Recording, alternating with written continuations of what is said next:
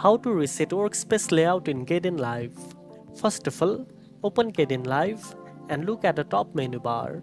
Click on View, then find and select Manage Layouts from the drop-down menu. A small box will pop up with the title Current Layouts. From the box, select the Reset button next to the down arrow to restore the layout to its original default positions. Resetting your workspace is useful if panels are missing, overlapping, or if you simply want to start fresh with a clean editing interface.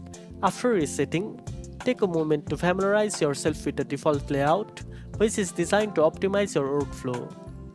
And that's it. Now you know how to reset workspace layout in Kdenlive. If you found this video helpful, don't forget to like, share, and subscribe for more tech tips.